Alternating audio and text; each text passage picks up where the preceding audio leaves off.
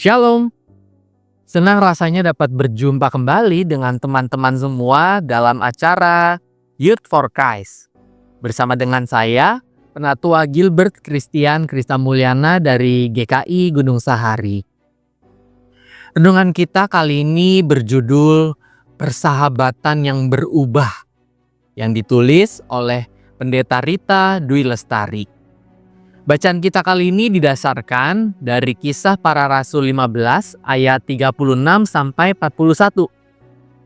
Sebelum kita membaca dan merenungkan firman Tuhan, mari kita berdoa. Kami datang kepadamu ya Bapa dengan kerendahan hati, dengan rasa syukur di mana kami selalu merasakan setiap penyertaan-Mu. Kami tahu ya Bapa bahwa Engkau adalah sahabat kami yang sejati, dan biarlah melalui firman yang hendak kami baca dan renungkan, kami boleh semakin diteguhkan kembali bahwa Engkau adalah Allah yang selalu bersahabat dengan kami, yang selalu menceritakan dan mendefinisikan bagaimana sahabat itu selalu ada di dalam segala pergumulan dan kesulitan kami. Kami serahkan ya Bapa perenungan firman ini ke dalam tangan-Mu. Biarlah Roh Kudus saja yang boleh menuntun setiap kami sehingga kami boleh memahami, dan lebih dari itu kami juga boleh melakukan apa yang Kau kehendaki. Di dalam nama Tuhan Yesus saja kami berdoa dan kami juga mengucap syukur. Amin. Kaum muda, yang menjadi pusat refleksi kita ada di ayat yang ke-39 yang berbunyi demikian. Hal itu menimbulkan perselisihan yang tajam sehingga mereka berpisah. Teman-teman, ada sebuah kisah tentang persahabatan dua orang, Caroline dan Nita. Caroline dan Nita sudah menjalani persahabatan sejak di bangku SMP.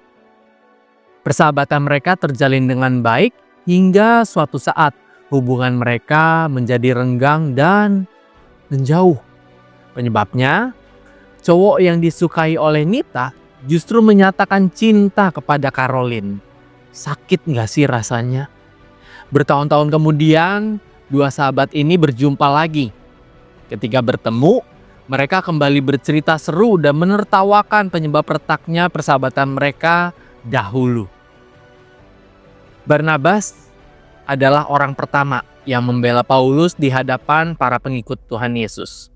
Karena itu, Barnabas dan Paulus menjadi sahabat sekaligus rekan sepelayanan.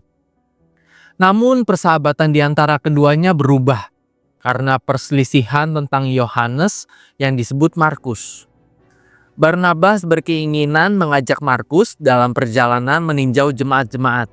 Namun Paulus tidak setuju nih karena Markus pernah meninggalkan mereka di Pamfilia. Barnabas dan Paulus akhirnya berpisah jalan.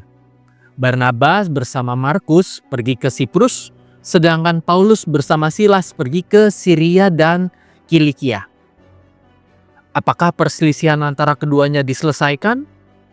Di beberapa bagian suratnya, Paulus menulis tentang Markus sebagai teman sepelayanannya. Yang teman-teman bisa lihat di Kolose 4 ayat 10, 2 Timotius 4 ayat 10, dan juga Filemon 1 ayat 24. Rekonsiliasi terjadi. Persahabatan yang berubah dan berpisah jalan dipertemukan kembali pada jalan mula-mula, yaitu jalan pelayanan kasih kepada Kristus.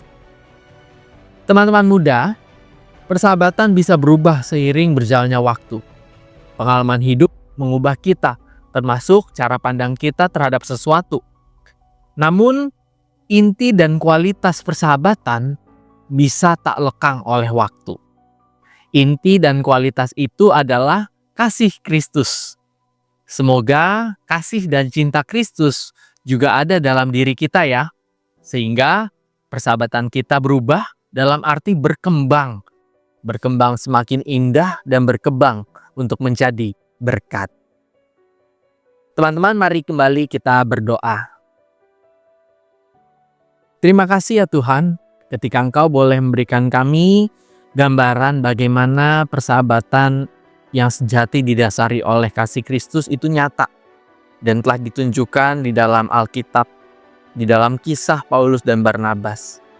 Kiranya ya Tuhan, Di dalam persahabatan-persahabatan yang juga boleh kami hidupi dengan teman di sekolah, teman di gereja, teman sepelayanan, ataupun teman-teman di lingkungan lainnya, kami juga boleh semakin menunjukkan bahwa persahabatan yang kami bangun ini didasari oleh cinta dan kasih Kristus. Dan daripada itu, berikan setiap kami hati yang ingin selalu menunjukkan bahwa Kristus tinggal di dalam kami, sehingga setiap persahabatan yang kami jalani boleh semakin berkembang dan juga boleh semakin menjadi berkat bagi banyak orang di sekitar kami. Ya Bapa, biarlah Engkau saja yang boleh menuntun setiap langkah kami, menuntun setiap pekerjaan tangan kami, dan biarlah kami boleh senantiasa juga meyakini dan beriman bahwa kami juga memiliki sahabat yang sejati, yaitu Engkau ya Bapa, yang boleh menuntun dan menyertai setiap langkah kami, sehingga dalam apapun yang kami kerjakan, apapun yang kami lakukan, kami boleh melakukannya didasarkan pada kasih dan karunia Engkau saja ya Bapa. Inilah ya Bapa doa kami, inilah permohonan kami. Biarlah Engkau Tuhan mengabulkannya seturut dengan apa yang Kau kehendaki. Karena kami percaya ya Bapa, bahwa kehendak-Mu pasti adalah yang terbaik bagi setiap kami. Di dalam nama Tuhan Yesus saja kami sudah berdoa dan mengucapkan syukur kami. Amin. Teman-teman, demikian renungan kita hari ini. Sekali lagi, jangan lupa subscribe, jangan lupa like, dan jangan lupa share ke teman-teman yang lainnya. Tuhan memberkati kita semua.